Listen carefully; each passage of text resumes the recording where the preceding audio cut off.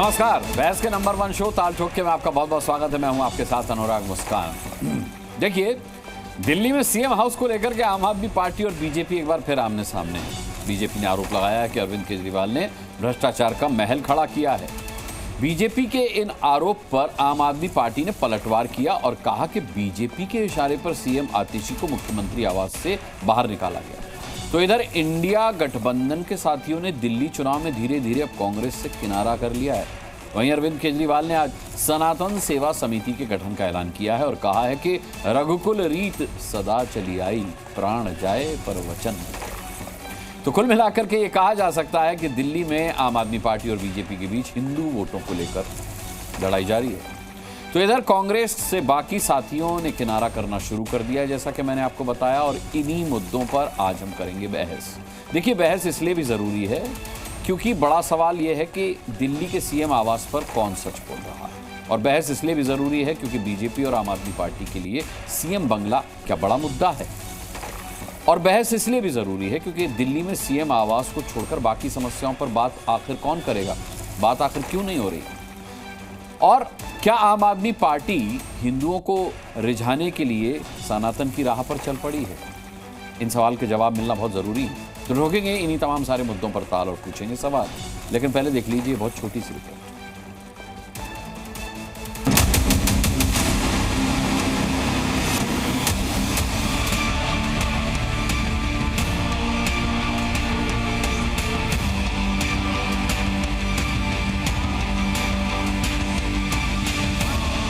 ये जो बंगला अलॉट है, एक बंगला ये हो गया आतिशी मार लेना का, एक बंगला कालका जी में हो गया, शीश महल भी चाहिए। तो ये बंगले वाली देवी बताएं इनको कितने बंगले चाहिए। वहां पे बताया गया है कि सोने के बने हुए कमोड लगे हुए हैं, वॉशरूम के अंदर सोने की चीजें हैं। तो वो भी आपके साथ जो है हम लोग ढूंढेंगे।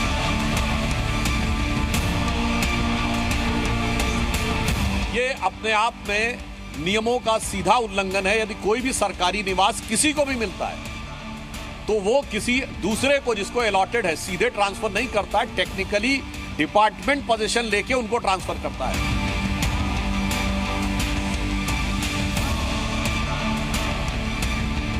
जो आतिशी जी कह रही हैं कि उनके अलॉटमेंट कैंसिल किया, बिल्कुल ही झूठ बात है। उनको अलॉटमेंट किया था, मगर अरविंद केजरीवाल ने उसको मना किया कि तू मेरे घर में नहीं घुसना है। जब अरविंद केजरीवाल जी छोड़ के गए शीश महल, तो आतिशी जी को लगा कि लोग मैं यहाँ रहूंगी इतने आलीशान घर में तो कई लोग सवाल ना उठाएं। अब जब वहाँ पे नहीं रह रही तो वो मकान उनके पास कैसे अलॉटमेंट होगी उनकी। सबसे पहले बहुत सारा शोर आएगा और उस शोर के पीछे छुप के चोर आएगा, और वो चोर अरविंद केजरीवाल।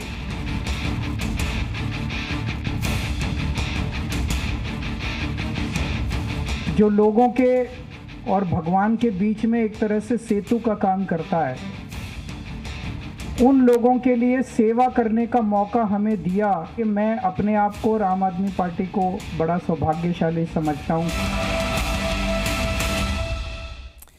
चलिए, ताल ठोक के में हमेशा की तरह हमारे साथ कई खास मेहमान जुड़ चुके हैं। मैं एक इंट्रोडक्शन करवा देता हूं अपने पैनल से। जफर इस्लाम साहब हैं, भारतीय जनता पार्टी के प्रवक्ता हमारे साथ। आम आदमी पार्टी से संजीव कौशिक प्रवक्ता हमारे साथ हैं। कांग्रेस से नीरज मिश्रा हमारे साथ प्रवक्ता जुड़ चुके हैं। इसके अलावा विश्व हिंदू परिषद से हमारे साथ विनोद बंसल रहेंगे। वरिष्ठ पत्रकार अकुश श्रीवास्तव हमारे साथ इस डिबेट का हिस्सा होंगे, और यहाँ स्टूडियो में मेरे साथ आचार्य विक्रमादित्य हिंदू धर्मगुरु जुड़ चुके हैं, यहाँ मौजूद हैं। इसके अलावा काजी अनस अली इस्लामिक स्कॉलर हमारे साथ मौजूद रहेंगे।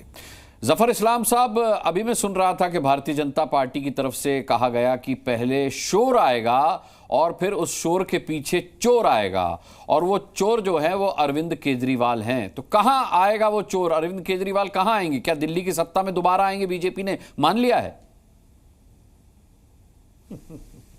नहीं, वो समा बनाते हैं ना, पहले खुद को जब बुलाया जाता तो आते नहीं, लेकिन लोगों को पहले अपने जो जितने भी सपा सालार है उनको आगे कर देते हैं, खुद पीछे जो है छुप जाते हैं। लेकिन जनता तो समझती है सब कुछ। वो देखती है कि इन्होंने, ये वही इंसान है जो 13 अक्टूबर 2013 में क्या वादा किया था कि शीला दीक्षित जी के घर के बारे में क्या क्या बात किया था। 10 एसी, यहाँ पर तो एसी का प्लांट लगा हुआ है, तो जनता को कैसे जवाब देंगे? कह रहे थे कि भाई हम स्कूल बनाएंगे, पाठशाला बनाएंगे, लेकिन वो मधुशाला बना गए। पाठशाला तो बनाया नहीं, मधुशाला बनाया, तो इसका क्या जवाब देंगे? कह रहे थे भाई जमुना की सफाई करेंगे, और लेकिन जमुना की सफाई नहीं, ये तो दिल्ली के जो जनता के जो जेब की सफाई कर गए। तो इस तरह के कई सवाल उठते हैं जो जनता के दिल में इनके लिए सवाल है, लेकिन वो नहीं जवाब दे पाएंगे। इसलिए जनता से कतरा रहे हैं। जनता तो सवाल कर रही है कि ये क्या वही इंसान है जिन्होंने कहा था बंगला नहीं लूंगा, गाड़ी नहीं लूंगा, कुछ नहीं लेगा और वैगन आर पे चलूंगा, मफलर बांधे चलूंगा। आज कहाँ है भाई मफलर? कहाँ गया वो? बंगला नहीं लेंगे, बड़ी बड़ी गाड़ियां हैं, एसी प्लांट है, शीश महल बना है। बंगले को छोड़कर जफर इस्लाम साहब सारी बातें पुरानी हैं। सुनिए, बंगले को छोड़ करके सारी बातें पुरानी हैं, और उसके बावजूद दिल्ली की जनता ने पहले से भी ज्यादा विश्वास जताते हुए अरविंद केजरीवाल को दिल्ली का मुख्यमंत्री बनाया। अब बंगला कितना फर्क ले आएगा आप लोगों के लिए? देखिए, ऐसा है, जनता के आंख में आप एक बार धूल झोंक सकते हैं, 2 बार धूल झोंक सकते हैं, बार बार धूल झोंक नहीं सकते हैं। इसलिए इस बार जनता ने उनको सही रास्ता दिखाना है।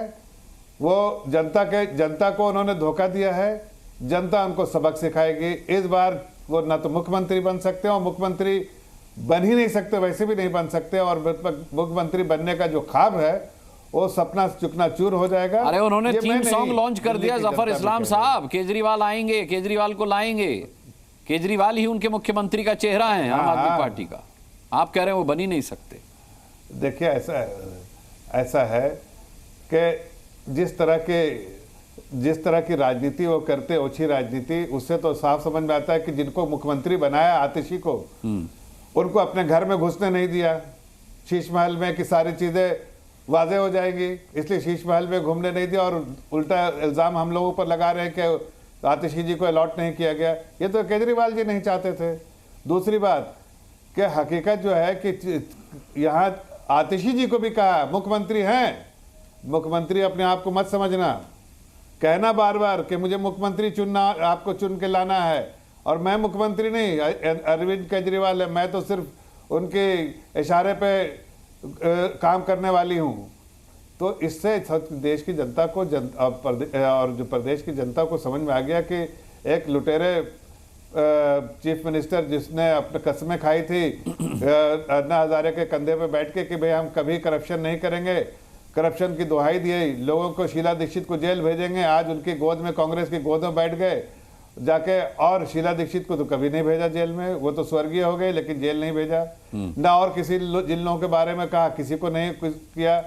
अब वो 10 एसी के बारे में बात करते थे कि शीला जी घर में 10 एसी लगी, अपने घर में जरा देखे एसी का प्लांट लग गया है।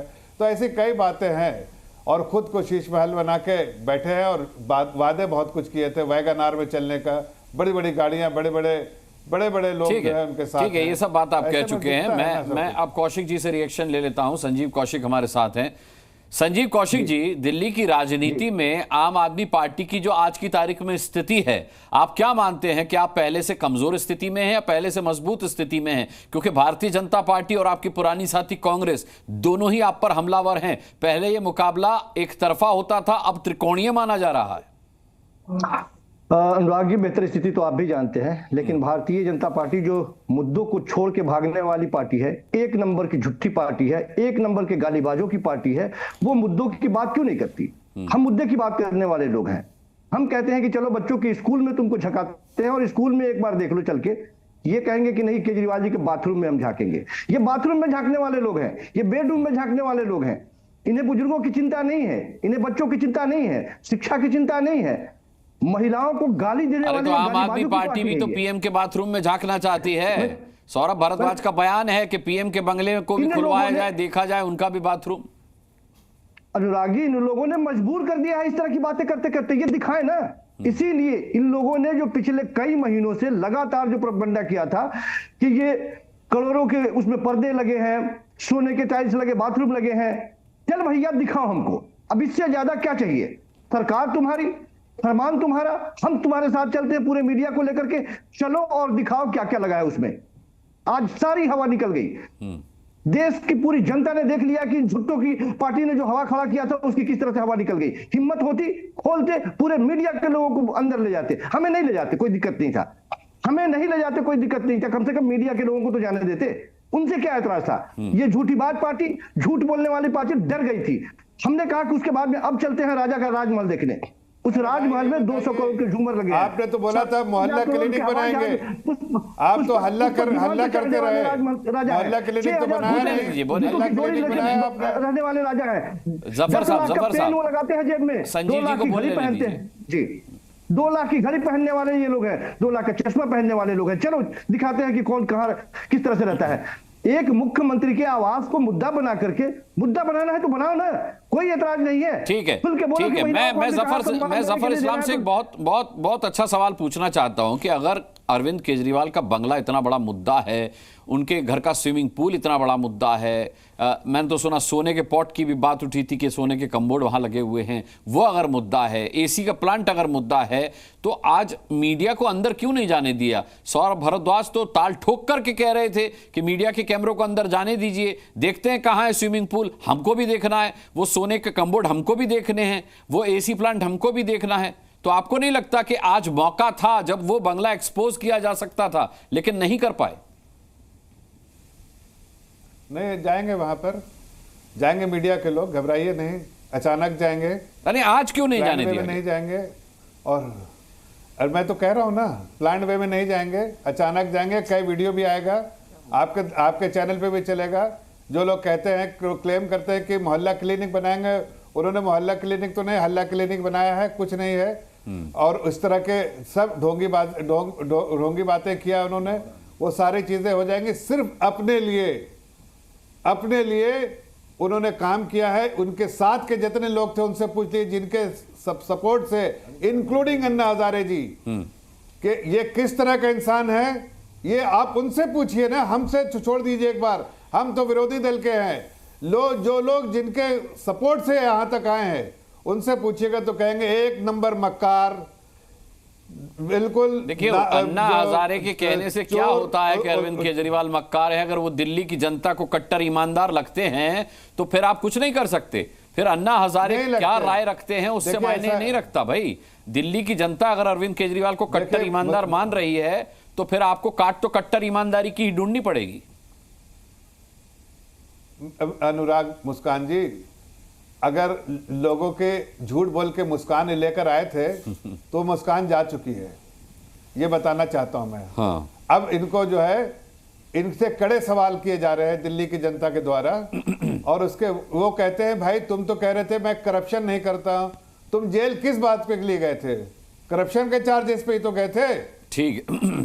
ठीक है, मैं लौटता हूं आपके पास। नीरज मिश्रा हमारे साथ, कांग्रेस से नीरज, इसलिए जेल में जाना पड़ा। ठीक है नीरज जी, आपके लिए तो चिंता बड़ी दूजे किस्म की है। इंडिया अलायंस जो है उसने कांग्रेस को अब दरकिनार कर दिया है। आपके जो साथी हैं वो अब आपको पूछ नहीं रहे। आम आदमी पार्टी जिसके साथ लोकसभा में आपने गठबंधन किया था वो भी अब आपके साथ नहीं है। आपके लिए तो एक अलग तरीके की लड़ाई है दिल्ली में।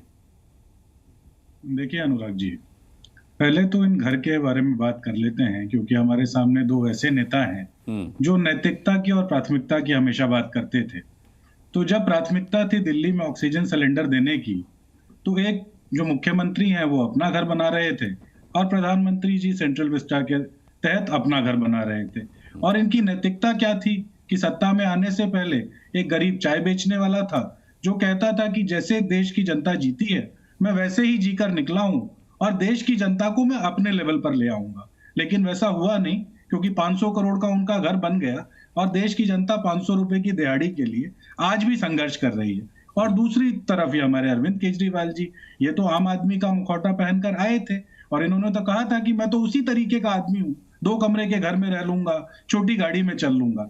लेकिन इस पूरी व्यापक चर्चा में देश के 2 मुख्यमंत्रियों के बारे में जिक्र करना अनुराग जी बड़ा जरूरी है। सबसे पहले हिमाचल के मुख्यमंत्री सुखविंदर सिंह सुक्खू जी, वो असली आम आदमी आपको दिखेंगे। आज भी अपने दफ्तर से, कार्यालय से जब घर जाते हैं तो पैदल जाते हैं। उसके बाद अगर गाड़ी की जरूरत पड़ती है तो सरकारी काफिले का इस्तेमाल नहीं करते, एक ऑल्टो कार में चलते हैं। उन्होंने तो आपके सामने उस आदमी की सारी मिसाल रखी, लेकिन क्योंकि कांग्रेस के नेता हैं, तो वो जो दूसरी शक्तियां हैं जो चाहती हैं कि कांग्रेस के बारे में बात ना हो, उसको बड़ी सहूलियत से नजरअंदाज किया जाता है। सुक्खू जी का उदाहरण दिल्ली में कैसे काम करेगा ये बताइए। नहीं, देखिए ना, राष्ट्रीय चैनल पर हम लोग अगर डिबेट कर रहे हैं तो आपको उस मॉरल जो नैतिकता की मैं बात कर रहा हूं उसको तो सामने रखना होगा। और मैं इसीलिए तेलंगाना, क्योंकि देश के सबसे अमीर प्रदेशों में से, मैं उसके मुख्यमंत्री को भी बीच में ला देता हूं। रेवंत रेड्डी ने, क्योंकि जैसा किला दिल्ली में बना है वैसा एक प्रगति भवन नाम का किला हैदराबाद में हुआ करता था। आप लोगों की एंट्री वहां भी नहीं होती थी।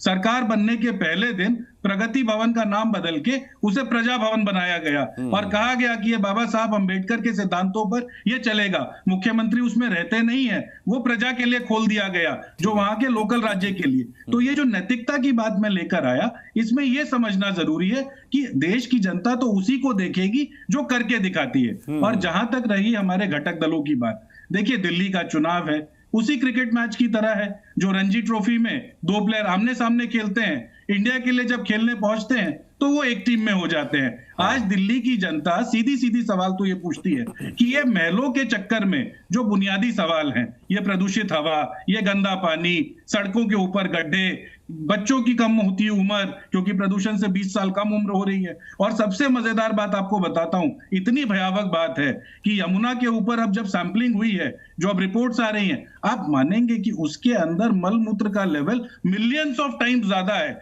वो ग्रेड ई का पानी है जिसमें आप गाय भैंस को नहीं नहला सकते। आप वहां छठ की व्रतियों को कहते हैं आप छठ पूजा कर लीजिए, उसी पानी को आप कहते हैं ट्रीट करके आप पी लीजिए। तो ये बुनियादी सवाल इन महलों के सवाल में ना छुप जाए। नीरज जी, मैं तो हर डिबेट में याद दिलाता हूं, अरविंद केजरीवाल जी ने कहा था दिल्ली की जनता से कि अगर 2025 से पहले मैं यमुना में डुबकी न लगाऊं तो मुझे वोट मत देना।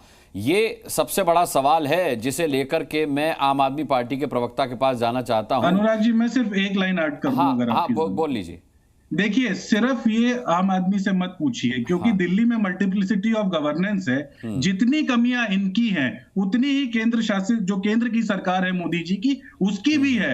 आज अगर यमुना साफ नहीं हुई तो उसका जवाब मोदी जी को भी देना चाहिए, सिर्फ आम आदमी पार्टी को नहीं। दिल्ली के अंदर अगर लॉ एंड ऑर्डर खराब हो रहा है तो मोदी जी को जवाब देना चाहिए, सिर्फ इनको नहीं। तो बीजेपी को सहूलियत मत दीजिए, क्योंकि इस पूरे कांड में ये दोनों मिले हुए हैं। नीरज मिश्रा जी, दिल्ली की जनता तय करेगी कि उसे किसको सहूलियत देनी है और किसको सजा देनी है।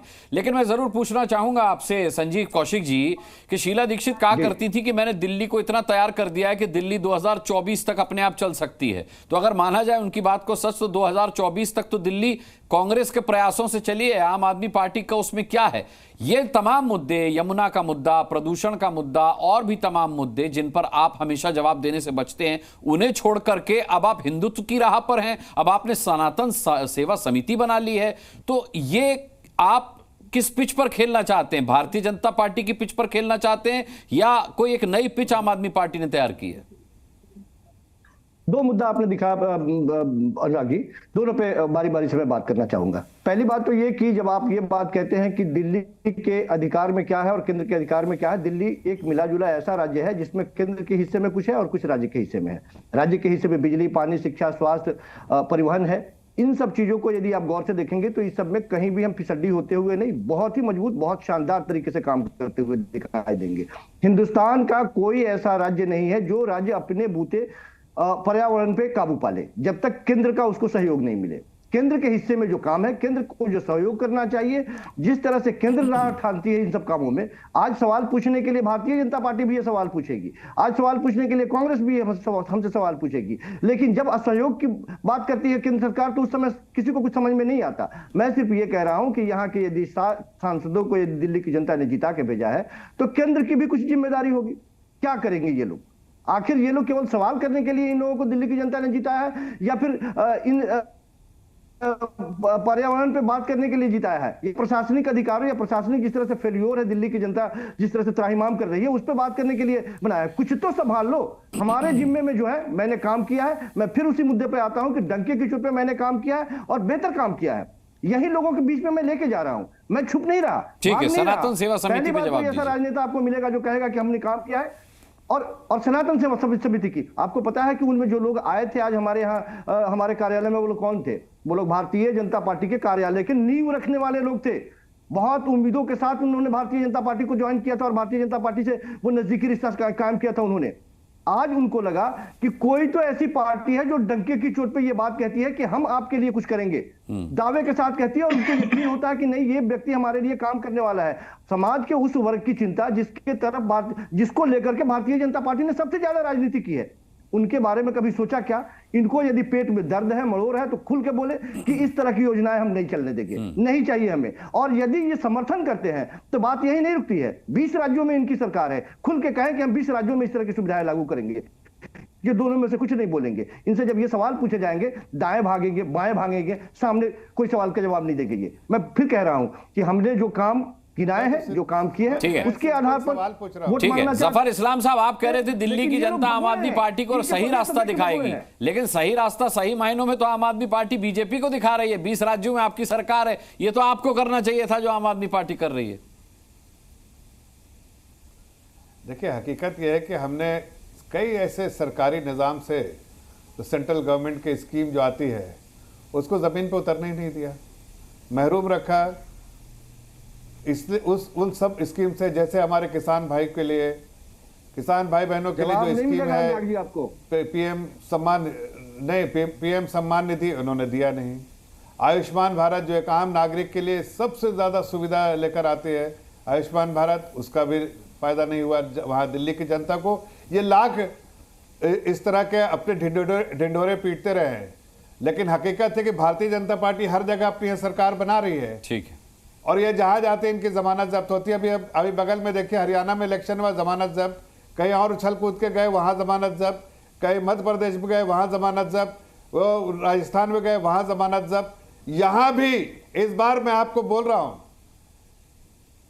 कांग्रेस पार्टी और ये दोनों एक साथ जो है, दिल्ली में चुनाव है, इंडिया अलायंस के दो जफर साहब दिल्ली में चुनाव है, दिल्ली पे बात कीजिए, हरियाणा में मत भागिए जफर साहब, दिल्ली में चुनाव है। दिल्ली की बात कर, अरे भाई मैं कह रहा हूँ तुम्हारी सारी जमानत जब्त हो रही है और अब दिल्ली में भी होने वाली है। भाई साहब यही कह रहा हूँ, दिल्ली में ही जमानत जब्त होने वाली है। 26 साल से जो व्यक्ति जो पार्टी दरवाजे अंदर से झांकने का प्रयास कर रहा है, दिल्ली की जनता बाहर का रास्ता दिखा रही है, गृह मंत्री से दरवाजे आपको अभी दिल्ली से बाहर झांकना पड़ेगा। नहीं, दिल्ली से बाहर झांकना पड़ेगा। अभी दिल्ली में आपके लिए कोई जगह नहीं है। बहुत आप लोगों का आंखों में धूल झोंक लिया, बहुत आंखों में धूल झोंक लिया, आप नहीं झोंक सकेंगे। आप दिल्ली की जनता आपको जगह नहीं देने वाली है। आप देखिए, अभी रिजल्ट आ जाएगा 8 तारीख को। ठीक है, आपके पास जवाब 8 अभी बहुत दूर है, 8 अभी बहुत दूर है। उससे पहले तो हम कई बार बैठ लेंगे दिल्ली इलेक्शंस को लेकर। आचार्य विक्रमादित्य, 1 महीने के बाद आपके आवाज नहीं निकलेगी भाईजान। ठीक है, आचार्य विक्रमादित्य तो दिल्ली में ही रहते हैं, तो उनका रिएक्शन बहुत जरूरी हो जाता है यहाँ पर। सनातन सेवा समिति, इससे पहले पुजारी ग्रंथि योजना, आपकी प्रतिक्रिया क्या? सनातन की राह पर अब अरविंद केजरीवाल चल पड़े हैं, जो कभी सनातन चुनावों से पहले उनका आरोप है कि भारतीय जनता पार्टी का मुद्दा हुआ करता था।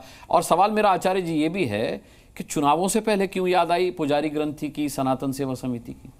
देखिए, जब मुसीबत आती है तभी भगवान की याद आती है। और इस वक्त स्थिति जो है दिल्ली के अंदर, आपको पता है कि मौलाना लोग तथाकथित तौर पर किस प्रकार से हाउ हल्ला कर रहे हैं कि 2-2 साल से सैलरी नहीं मिली है। हाँ। और ऐसे में सनातन के लिए देर में याद आई है। मैं कहूँ वैसे तो एक बात समझनी चाहिए कि कोई नृप हो, हमें कोई हानि नहीं है। सनातन तो जिसके लिए कोई जो भी कार्य कर ले उसका धन्यवाद है। लेकिन बड़ी विचित्र स्थिति तब समझ में आती है कि जो सनातन की बात तो आज कर रहे हैं, लेकिन राम मंदिर पे कहते थे कि नानी ने कहा है कि ऐसे में मंदिर में, उसके बाद जो स्थिति है, कहा था, जो वर्ड यूज किए थे सबको पता है कि नानी ऐसे मंदिर में भगवान राम नहीं बैठेंगे, वो बात जो कहानी है हर एक को पता है।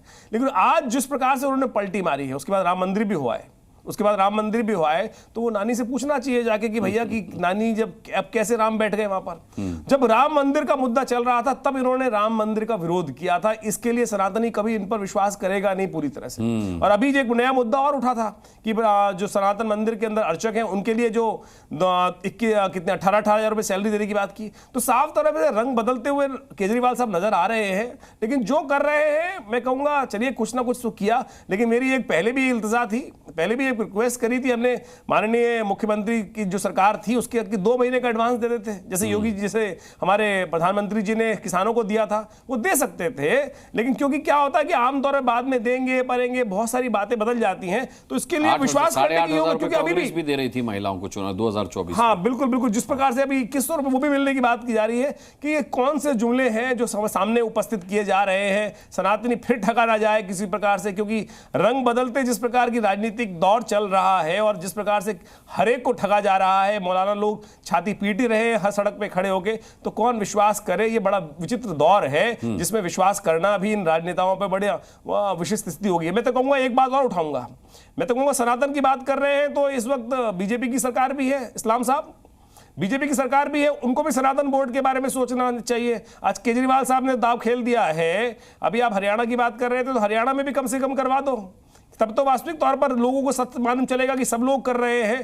तो और भी सरकारों को ये करना चाहिए कि सनातन के अंदर उत्थान का कार्य करना चाहिए। ये दौर तो आया है कि सनातन के बारे में सोचना तो शुरू हुआ, राजनीति नहीं तो सनातन से तो ऐसा ये सौभाग्य हमारे को प्राप्त हो रहा है कि सनातन से लोग घृणा नहीं कर रहे हैं। नहीं तो राजनीतिक तौर पर आपको याद होगा कि ऐसा दौर होता था कि सनातन भगवान का नाम लेने से बहुत दूर बैठते, लेते सब थे, भगवान मंदिर में जाते सब थे क्योंकि आराध्य वही है, क्योंकि जाना वही है, लेकिन सामने आकर टोपी पहन लेते थे। अब सनातन सनातन की जय हो रही है, यानी हिंदू वोट की वक्त लोगों को पता चल चुका है। ठीक है, अनस अली साहब, काजी अनस अली साहब, अब यहाँ आचार्य विक्रमादित्य कह रहे हैं कि जिस तरीके से मंदिर पर अरविंद केजरीवाल का रिएक्शन था, सनातन को लेकर जो उनका रुख था, अब कम से कम हिंदू उन पर भरोसा नहीं करेगा। मुसलमानों के लिए तो यह है कि मौलवी की सैलरी 17 महीने से नहीं दी गई, ये वादा किया गया था। तो अब ऐसे में आप किस पर भरोसा करेंगे? दिल्ली की जनता, दिल्ली का मुसलमान किस पार्टी पर ज्यादा भरोसा करेगा? बिस्मिल्लाहिर्रहमानिर्रहीम। जिस तरीके से दिल्ली चुनाव को देखेंगे हम, तो दोनों चीज़ें हमें देखना है। अभी दोनों में सबको बड़े गौर से सुना मैंने, आम आदमी पार्टी के प्रवक्ता भी अपना बखान कर रहे थे और कांग्रेस के प्रवक्ता भी अपनी बात कह रहे थे। मैं दोनों से कहना चाहूँगा कि आप लोगों ने दोनों ने बराबर दिल्ली के ऊपर कब्जा जमा के दिल्ली पर राज किया और आपने क्या दिया बदले में, ये भी सबने देखा है अच्छी तरीके से। दूसरी बात यह कि आप एक दूसरे के ऊपर इल्ज़ाम लगाएं, इल्ज़ाम तराशियाँ करें, इसको समझने की ज़रूरत है कि पहले आप देखिए डे फर्स्ट से पहले दिन जब अरविंद केजरीवाल मुख्यमंत्री बने तो वो एक रिक्शे के अंदर बैठकर गए, ये बात सोचने की ज़रूरत है। और इससे पहले के जब हालात थे, जब सत्ता में नहीं थी आम आदमी पार्टी, तो अरविंद केजरीवाल बड़े मुखर होकर लोगों के मुद्दों को बड़े अच्छे अंदाज में उठाते थे। दिल्ली की जनता ने ये सोचा कि अब हम इनको मौका दें और हमारे हालात बदलेंगे और दिल्ली के हालात बदलेंगे, तो ये समझने के लिए उनको मौका दिया, एक चांस दिया गया। मगर देखने में एक नहीं, 2 चांस दिए गए भाई, 2 चांस। अभी भी जैसे डिबेट चल रही थी, बल्कि 3, अभी भी देखने में ये आ रहा है कि बाकायदा जैसे बंगले पे बात हो रही है, मुख्यमंत्री निवास पे बात हो रही है। तो भाई अगर निवास और बंगले को लेके अगर आप मुद्दा इशू बना के अगर आप चुनाव लड़ेंगे तो मैं समझता हूं कि दिल्ली की जनता आपको नकार देगी। दूसरी बात यह है कि जहां धर्मों का ताल्लुक है, सनातन धर्म हो या मुस्लिम धर्म हो या और दीगर धर्म हो, अब आप ये नहीं चलेगा, दिल्ली या हिंदुस्तान के अंदर हिंदुस्तान की जनता अवेयर हो चुकी है। अब ये नहीं चलेगा कि इलेक्शन आया तो आप मंदिर चले गए, वहां जाके आपने तिलक लगवा लिया, और मस्जिद चले गए, वहां जाके आपने टोपी पहन ली।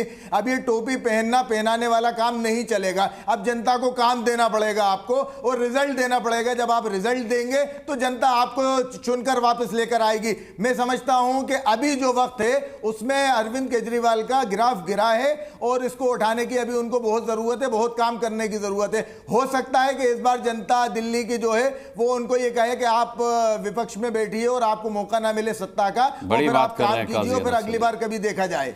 मैं आऊंगा इस पर, आम आदमी पार्टी के प्रवक्ता का रिएक्शन लूंगा, लेकिन उससे पहले मैं जरूर ये जानना चाहूंगा विनोद बंसल जी से कि विनोद बंसल जी, अब मुसलमान मानते हैं कि अब जैसा काजी अनस अली साहब कह रहे हैं कि इस बार हो सकता है कि आम आदमी पार्टी को विपक्ष में बैठने के लिए दिल्ली की जनता कहे।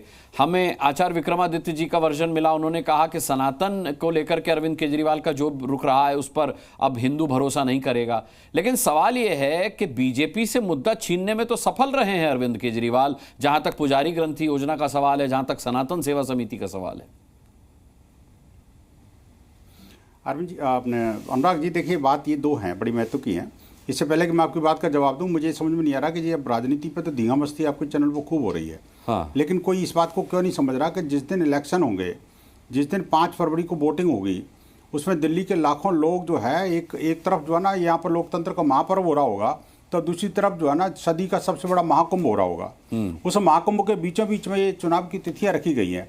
आप सोचिए कि जो श्रद्धालु हिंदू है वो वहाँ पर अपने श्रद्धा का अवगमन करेगा या अवगहन करेगा या वो वोटों के लिए यहाँ पर आएगा। समझने वाली बात यह है कि हजारों लाखों हिंदू जो है ना दिल्ली के वहाँ पर कल्पवास में होंगे अपने त्रिवेणी के तट पर।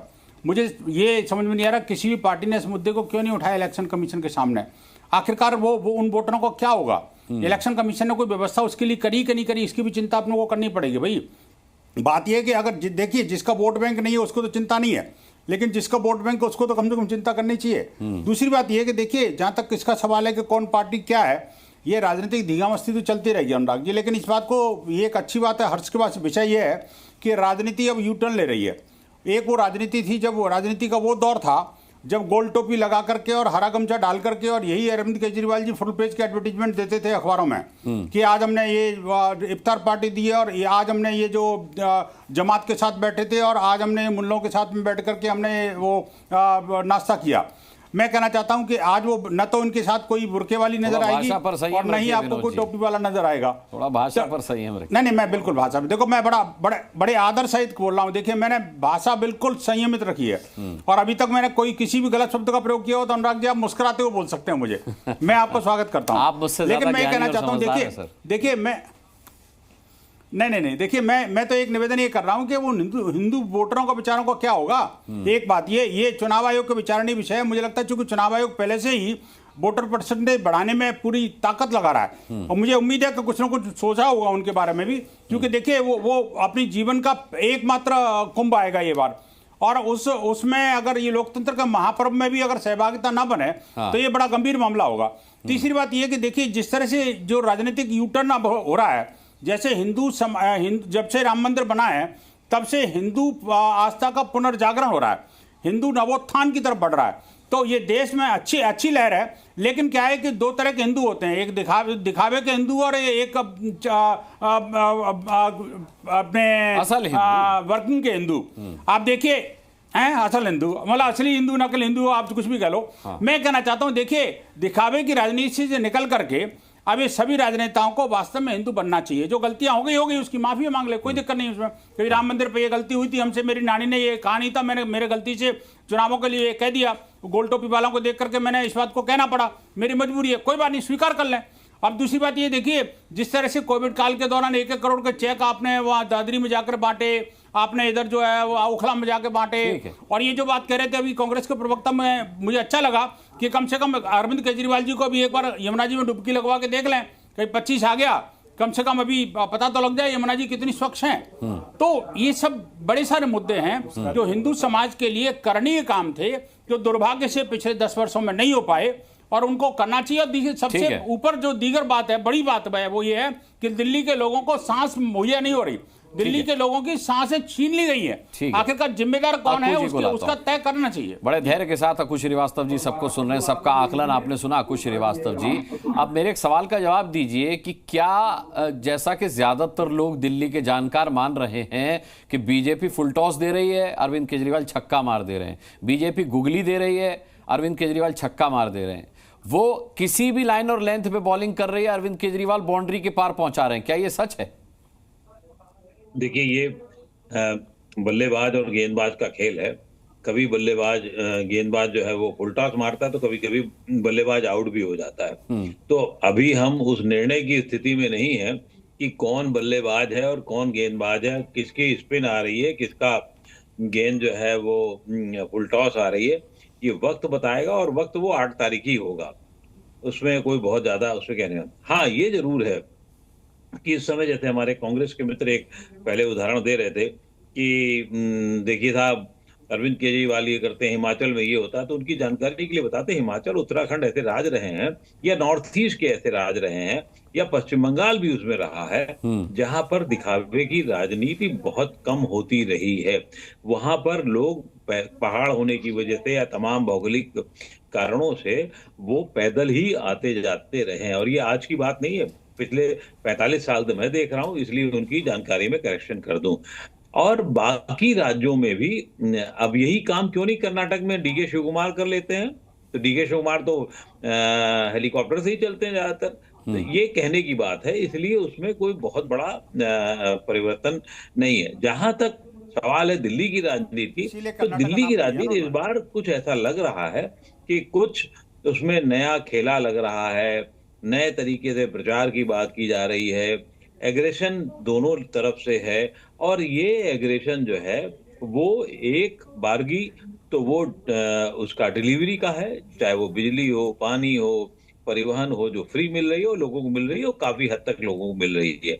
दूसरी तरफ इससे आगे जाने की बात है, 2100 रुपया देना हो, कांग्रेस प्यारी बहना पे 2500 रुपए देने की बात कर रही है। भारतीय जनता पार्टी भी 25 से कम पे तो दांव नहीं लगाएगी, ये पक्का है, या आप लिख लीजिए, और भारतीय जनता पार्टी वाले साथी भी एक तैयार होंगे इसके लिए कागज पत्र लेकर के, तो वो भी ये करेगी। आज की राजनीति में ये डिलीवरी के बिना काम चलने वाला नहीं है। लेकिन दिल्ली ऐसा सिर्फ इन डिलीवरी के सहारे नहीं है। 40% के ऊपर जो लोग हैं, 60% वाले, वो दिल्ली साफ सुथरी चाहते हैं, वो दिल्ली सड़कों की साफ चाहते हैं, वो यहाँ इंफ्रास्ट्रक्चर बढ़िया चाहते हैं, वो यहाँ प्रदूषण मरती खप हम यहाँ पे बाहर से आके 12 साल से अपनी जान कम कर रहे हैं, तो सिर्फ इसलिए नहीं कि रोजगार के लिए आए, अच्छे जीवन के लिए आए। बहुत सारे लोग इन 3 महीनों में सितंबर से लेकर के आखिरी तक में अपनी जान लगा देते हैं, जान अपनी कम करते हैं, बीमारियां लेके रहते हैं। उस पर सुधार चाहते हैं, इंफ्रास्ट्रक्चर पर सुधार चाहते हैं। हिंदू मुस्लिम से उनका कोई बहुत ज्यादा लेना देना होता नहीं है। अगर ये दे रहे हैं तो ठीक है, दे लेकिन बंगले पर जो भारतीय जनता पार्टी का यॉर्कर था, आम आदमी पार्टी ने आज उस पर भी छक्का मार दिया। सौरभ भारद्वाज कह रहे कि दिखाओ पत्रकारों को, खोला जाए बंगला, और यही नहीं, वो कह रहे कि सीएम हाउस ही नहीं, पीएम हाउस भी खुलवाया जाए। ये उनको सबको पता है कि पीएम हाउस ऐसे नहीं खुलता है, और ये दुनिया जानती है। प्रधानमंत्री का घर चाहे किसी का भी रहा होगा, जब जिस जमाने में भी रहा होगा वैसे ही रहा होगा। मुख्यमंत्री का घर भी आज भी कई राज्यों के मुख्यमंत्री के आवास इससे बड़े, इससे बढ़िया होंगे। लेकिन सिर्फ गड़बड़ कहाँ हो जाती है कि आप जब तुलना करने लगते हो, बताने लगते हो कि हम तो ये ऐसी करेंगे तब होगा, इसलिए ये बात है। अदरवाइज अरविंद केजरीवाल का ये घर तो उनका है नहीं। नंबर 1 तो ये सीएम आवास है, सीएम आवास आज है, कल होगा नहीं होगा ये वक्त बताएगा। तो ये मुख्यमंत्री का आवास हर जगह अच्छा होता है, बढ़िया होता है, शानदार। ठीक है, कुछ ही लौटूंगा समय रहा तो आपके पास। आम आदमी पार्टी के प्रवक्ता बहुत देर से कुछ कहना चाह रहे हैं, चिंता आपकी बढ़ गई होगी काजी साहब को सुन करके, जो कह रहे हैं कि भाई मुसलमान तो भरोसा करेगा नहीं, और उनका आकलन ये है कि आपको इस बार विपक्ष में बैठने को कहा जा सकता है। आचार्य विक्रमादित्य कह रहे हैं कि सनातन पर आप नई पिच तैयार कर रहे हैं, लेकिन हिंदू आपकी बातों में आने वाला नहीं है। पुराने वादों पर आपका जवाब स्पष्ट है नहीं, चाहे वो यमुना की सफाई हो या फिर प्रदूषण हो। तो इस बार मुश्किलें तो हैं, आप स्वीकार करें या ना करें। देखिए, 2-3 बातें हैं, सबको समेटते चलते हैं। एक, भारत की सबसे बड़ी पुरानी पार्टी है, सबसे पुरानी पार्टी है, और एक दूसरी भारत नहीं विश्व की सबसे बड़ी पार्टी है। ये इन दोनों पार्टियों ने केंद्र में शासन किया है। काजी साहब ने कहा कि जो होना चाहिए था वो नहीं हुआ, जो वादे कर रहे हैं वो पूरा करेंगे या नहीं करेंगे, 2 मिनट के लिए इस पे हम कोई सवाल जवाब नहीं खड़ा करते हैं। विक्रमादित्य साहब है, उनसे पूछ लेते हैं, धर्मगुरु हैं, उनसे एक लाइन में सवाल हो सकता है कि ये योजना उनको पसंद आई या नहीं आई, होना चाहिए या नहीं होना चाहिए। दूसरी बात, यहाँ बीएसपी के प्रवक्ता है, उनकी भी एक चिंता है कि आखिर इलेक्शन कमीशन यदि बीच में इलेक्शन के लिए डेट निकालता है तो इस पर कोई प्रतिक्रिया क्यों नहीं आती। वो खुलेआम भारतीय जनता पार्टी से ये सवाल पूछते हैं कि आपको ये बात पूछनी चाहिए। सारे लोग प्रश्न चिन्ह भारतीय जनता पार्टी के ऊपर खड़ा कर रहे हैं, और मैं काम कर रहा हूँ, कांग्रेस से ही पूछ रहा हूँ। मैंने दिखाने का काम किया, मैंने रास्ता बताने का काम किया कि मैं कर रहा हूँ। मैं 10 सालों के अंदर में बताओ ना, आपने क्या किया? एक छोटी सी पार्टी अरविंद केजरीवाल डुबकी लगाएंगे कि जमुना में? दिल्ली में रहते हैं, एक छोटी सी पार्टी है जिसके सीमित अधिकार है, उस अधिकारों में हम सबसे बेहतर जितना दे सकते हैं वो दे रहे हैं। यमुना जी में डुबकी लगाएंगे क्या? पूछ लो, संजीव जी लगाएंगे क्या? अरे अरविंद केजरीवाल से नहीं, मैं कह रहा हूं मंत्री साहब, संजीव जी से पूछ लो। संजीव कौशिक जी चलेंगे? समना जी के बारे में संजीव जी जी टीवी का कैमरा लेके चलते हैं। संजीव कौशिक जी चलोगे जरा? चलो यमुना जी चलते हैं यार। ये यमुना जी की सफाई बगैर केंद्र के ये सब संभव पहले यमुना जी में चलते हैं। यमुना भी नमामि गंगा जी में तो चल ही रहे हैं। गंगा जी में तो अभी 14 तारीख को सब दुनिया डुबकी लगाएगी। कोई बोलने लगे भाई साहब, 14 को पहला स्नान गंगा जी में होने वाला है। वो तो वहां तो कम से कम हमने कहा कि गंगा जी यमुना सफाई भी नमामि गंगा योजना के ही अधीन आता है। चलो मैं महाराज जी की, मैं पूज्य आचार्य जी की बात को टाल नहीं सकता। कम से कम आचार्य जी की बात को मान लो यार। संजीव जी आप ही लगवा दो, चलो कोई बात नहीं। तो मैंने कहा कि आचार्य जी की बात, तो आचार्य जी से मैं खुद सवाल कर रहा हूँ कि आचार्य जी को हमारी ये योजना पसंद है या नहीं है। अच्छा है, जो कुछ करे हिंदुओं के लिए मैंने पहले से बढ़िया है, योजना को अच्छी बता रहे हैं, लेकिन भरोसा करने में थोड़ा संकोच कर रहे हो आचार्य जी। योजना अच्छी बता रहे, संकोच करने में थोड़ा, भरोसा करने में संकोच कर रहे हैं। बाग बनाने में तो अनुराग जी पहली ऐसी पार्टी जिसने कहा कि हम पानी मुफ्त में देंगे। कौशिक जी भरोसे की बात मैंने तो कौशिक जी आधा सेकंड, कौशिक जी सुनिए, मैंने कहा कि बहुत अच्छी योजना है, मैंने तो यहां तक कह दिया कि बीजेपी को भी पूरे भारत के अंदर लागू करनी चाहिए। लेकिन आज जमुना की बात है, तो जमुना में जो स्थिति है, चलेंगे साथ में, बताइए। मैंने किसी से नहीं कह रहा, हम आपसे कह रहे हैं, आप तो प्रवक्ता बनके बैठे, बोलिए ना। अरे आपकी तो श्रद्धा भी है, कौशिक गोत्र है आपका। आज चलिए ना, चलिए चलते हैं साथ में, एक बार स्नान करके देख लेते हैं क्या स्थिति है। बोलने देंगे तब तो हम बोलेंगे ना। हम सिर्फ ये कहने का प्रयास कर रहे हैं कि जमुना की सफाई होनी चाहिए। हमें कहने में कोई बुराई नहीं है। पहला कोई राजनेता है जिसने कहा कि कुछ काम हमें नहीं कर पाए, ये भी बोलो ना जी। हाँ, मैंने कहा ना कि कुछ काम नहीं कर पाए, करेंगे, करना चाहिए था। क्यों नहीं कर पाए उसके पीछे नहीं जाते हैं, लेकिन करेंगे। अभी भी हम बोल रहे हैं, किसी राजनेता में इतनी हिम्मत तो हुई कि उसने कहा कि ये काम हम नहीं कर पाए। बताइए भारत के इतिहास में कौन सा जमुना सफाई नहीं हुई ना? जमुना सफाई नहीं हुई ना? 5 तारीख के वोटरों का क्या होगा? 7,000 करोड़ रुपए लगा करके भी यमुना को आप साफ नहीं कर पाए। यमुना पहले से भी ज्यादा गंदी है, इसका भी तो जवाब देना पड़ेगा कौशिक जी। और दूसरी बात कि जो लोग ये कह रहे हैं, हमसे पूछ रहे हैं कि कहां से दोगे, कैसे दोगे, दे पाओगे या नहीं दे पाओगे। जब हमने कहा कि हम मुफ्त में पानी देंगे, कहां से दोगे, पैसे नहीं है। बिजली देंगे, कहां से दोगे, पैसे नहीं है। बस यात्रा कराएंगे, कहां से दोगे, झूठ बोल रहा है। अरे फ्री बीज पर सुप्रीम कोर्ट ने फटकार लगाई है आपको आज ही। अरे फ्री बीज पर सुप्रीम कोर्ट ने फटकार लगाई है आपको, एक क्राइटेरिया तय करना। आज ही फटकार लगाई है। अच्छा, मेरा एक संजीव कौशिक जी, माननीय अदालत ने आज ही फटकार लगाई है फ्री बीज पर, रेवड़ियों पर। एक मिनट लूंगा। आप बड़े फख्र के साथ अपनी रेवड़ियों का बखान कर रहे हैं, माननीय कोर्ट ने इस पर आपत्ति जताई है। कौशिक जी एक बात और बताइएगा कि हर मंदिर के, हर गली के मंदिर को मिलेगा या कुछ सिलेक्टिव मिलेगा? ऐसी आवाज नहीं जाएगी, ऐसी आवाज नहीं जाएगी। बोलिए। एक बड़ा सीधा प्रश्न है। अच्छा, मेरे सवाल का जवाब दे ले पहले वो।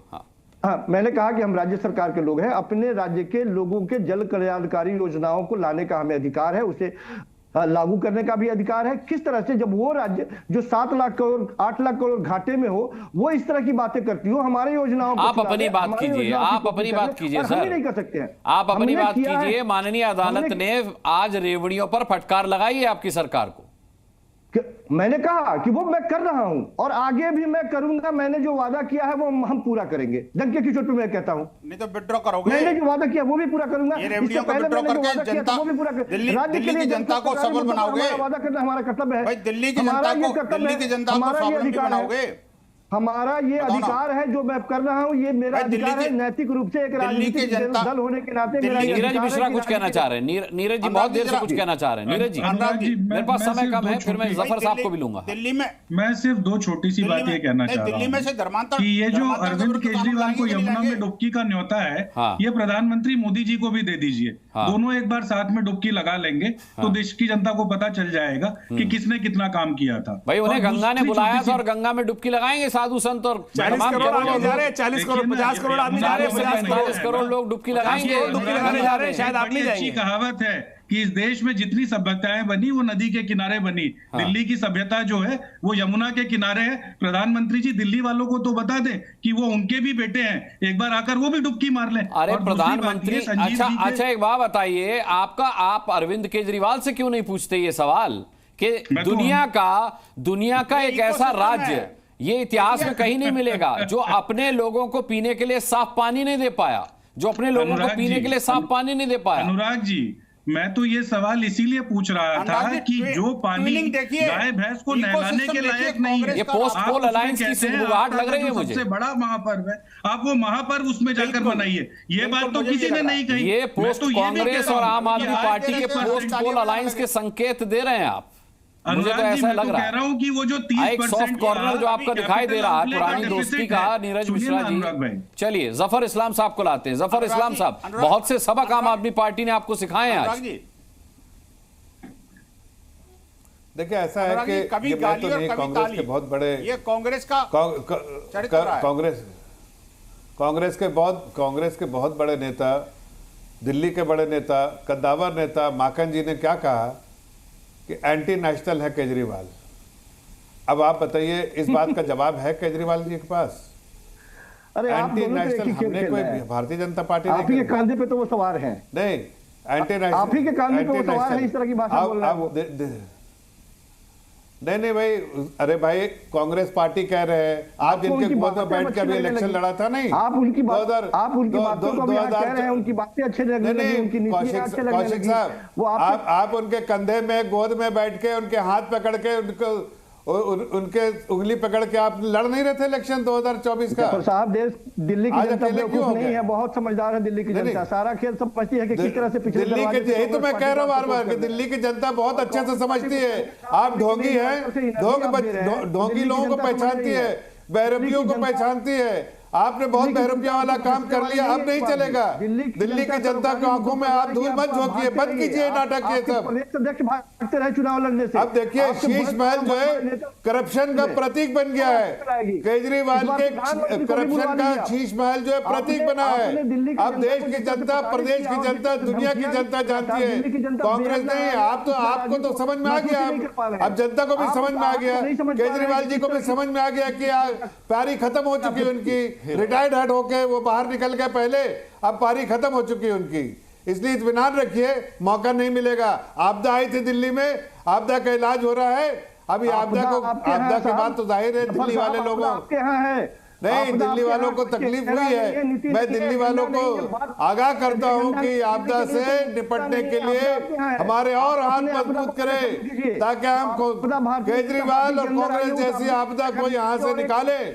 प्रदेश की जनता को यहां पर हर तरह से उनकी चिंता करें और उनकी सेवा करने में लग जाए। खड़ा करा के हमारे मुख्यमंत्री को इस तरह से अशोभनीय बातें दिलवाते हैं और उसके बदौलत अरे आप तो अब देखिए, कल तक तो आप ही जमायत और इसके हिमायत पर मोहल्ला में हल्ला और जमायत में हिमायत पे चल रहा था आपका। एक-एक करके बोलिए, एक-एक करके। 6 चुनाव लगातार हारे हैं, वो दिल्ली की जनता को बता रहे हैं कि इनसे बचकर चलिए। इनको तो ये बता देना चाहिए कि 11 साल में मैंने आपके लिए केंद्रीय विद्यालय बना दिया, ये बता देते कि मैंने दिल्ली में एम्स जैसे और नए अस्पताल खोल दिए। तो अपना काम तो इन्होंने किया नहीं, दूसरे के ऊपर ठीकरा फोड़ रहे हैं। दिल्ली की जनता की आवाज आज कांग्रेस उठा रही है। दिल्ली की जनता यही कह रही है, एक आपने जो गवर्नेंस मॉडल दिखाया था, जिसका बंटाधार इन दोनों ने मिलकर कर दिया, उस गवर्नेंस मॉडल को वापसी ले आइए। दिल्ली की जनता की तो ये बात है। जी, विनोद बंसल जी को लाते। विनोद बंसल जी, सवाल ये, विनोद बंसल जी सुनिए। विनोद बंसल जी, सवाल यह है कि भारतीय जनता पार्टी अरविंद केजरीवाल पर और उनके मुद्दों को लेकर के हमलावर है। सवाल यह है कि आप उम्मीद लगाए बैठे हैं कि दिल्ली में भारतीय जनता पार्टी की सरकार आएगी, लेकिन किन वादों पर? ना तो कोई वादे हैं, ना कोई चेहरा है। नहीं, देखिए अनुराग जी, मैं किसी राजनीतिक प्रश्न का तो कोई जवाब नहीं देता, क्योंकि मैं राजनीतिक नहीं हूं। लेकिन इतना जरूर कह सकता हूं कि एक इंडी की अनेक भिंडियां, कभी गाली कभी ताली, और कभी बन जाते एक दूसरे की साली। आप देखो, ये बड़ा विचित्र गठबंधन है। आप सोचिए ना जी, कहने को इंडी गठबंधन है, पूरे भारत के लोगों का गठबंधन है। वो सारे के सारे लोग सनातन को नेस्तनाबूद करने वाले लोग हैं, और सारे के सारे लोग जो है ना जी, वो सनातन को कीड़ा मकोड़ा और ये जो है क्या बोलने वाले लोग हैं। लेकिन मुझे बताइए, देखिए ये जो कह रहे हैं ना, एक ही इंडी की भिंडी है सारी। कभी अभी जो है ना, कांग्रेस के प्रवक्ता ने स्टार्टिंग में तो गाली दी, और अब जो है ना बाद में जो करके वो उनको ताली बजाने लग गए। ये तो अच्छा है, वैसा है। आप देखिए, कब ये जो अलग और जोड़ दीजिए अनुराग जी, ये बड़ा एक दूसरे को लगा रहे हैं कालिक, ये भी जोड़ दीजिए। बंसल जी एक लाइन और जोड़ दीजिए, एक दूसरे को लगा रहे हैं कालिक, ये भी जोड़ दीजिए। कपड़ा निकालकर साफ कर लीजिए, आधा चश्मा नारंगी दिख रहा है टीवी पर, तो इसीलिए व्यापक बात करिए ना। दोनों की गलतियां दोनों के ऊपर बात कर लीजिए। संजीव कौशिक बंसल जी जिनको आदर्श मानते हैं, वो पार्टी बिहार में 6 महीना तलाक करती है जदयू से, और 6 महीना गलवैया करती है। कम से कम उनके लिए भी बोल दे 2 शब्द। वो पार्टी हमें आईना दिखाने का प्रयास कर रही है। कम से कम दिखाने से पहले एक बार उस आईने में अपनी सूरत को देख लेते हैं, ज्यादा बेहतर होता है। देखिए, राजनीतिक दल है, राजनीतिक पार्टियां हैं, पार्टी वाले पार्टी प्रवक्ता बैठे हुए हैं, वो बताएंगे मैं किसी पार्टी, मेरी कोई पार्टी आदर्श पार्टी नहीं कह सकता मैं किसी को। आप ये बात मैं बोलिए कहना ना, चाहता हूं कि देखिए बोलिए ना बीजेपी के लिए, बीजेपी के लिए बोलिए। मैं कह ये साली वाली और ताली वाली बात जो अभी कर रहे थे, आप बीजेपी के लिए भी बोलिए ना, तब तो हमें अच्छा लगेगा ना, देश को अच्छा लगेगा कि बैलेंस बात कर रहे हैं। बीजेपी प्रवक्ता बैठे हैं ना, बोलेंगे अपने आप। मैं कह रहा हूं कि देखिए, मैंने तो इस डिबेट के अंदर ही देखा, एक व्यक्ति के कितने चेहरे हैं। और आप देखिए कि जब ये जो एक इंडी के जो इतनी भिंडियां हैं ना, वो आपस में एक दूसरे को खाने को दौड़ती हैं, कभी मिलाने को दौड़ती हैं, तो कभी गलबैया करती हैं, तो कभी गठबंधन करती हैं, तो कभी तोड़ देती हैं, लेकिन अल्टीमेटली एक एजेंडा जरूर साफ है कि सनातन को नष्ट करना है। हमें जो है हिंदुत्व को खत्म करना है। ये इंडी की सारी भिंडियों की एक ही बात है, और उसका जो स्वाद है ना, सिर्फ एक बंसल जी, इस बार दिल्ली का चुनाव हमारे काम और सामने गालीबाज एक पार्टी है, उसके बीच में चुनाव है, दूसरा किसी के बीच में चुनाव नहीं है। एक महिला विरोधी, एक संविधान विरोधी, एक नकारा, एक झूठा पार्टी, इसके विरोध में हम लड़ाई कर रहे हैं। अभी तो कुछ नहीं, अभी तो और दिलचस्प होगा दिल्ली का चुनाव। मेरा ऐसा विश्वास है, और विश्वास रखिए कि हम ताल ठोक के में दिल्ली चुनाव से जुड़े ऐसे मुद्दे लाते रहेंगे जिन पर सवाल पूछे जाने की जरूरत है, उनके जवाब हम तलाशते रहेंगे और कोशिश करेंगे कि जवाब आप तक पहुंचाए भी जाएं। आज की डिबेट में इतना ही, क्योंकि समय इतनी ही इजाजत देता है। मैं सभी पैनलिस्ट का बहुत बहुत धन्यवाद करना चाहूंगा ताल ठोक के में शामिल होने के लिए। आप दर्शकों का भी बहुत बहुत धन्यवाद ताल ठोक के देखने के लिए। कल शाम 5 बजे फिर एक मुद्दे पर ठोकेंगे ताल, पूछेंगे सवाल। तब तक के लिए अपना बहुत बहुत ख्याल रखिएगा। मुझे अभी के लिए इजाजत दीजिए। नमस्कार।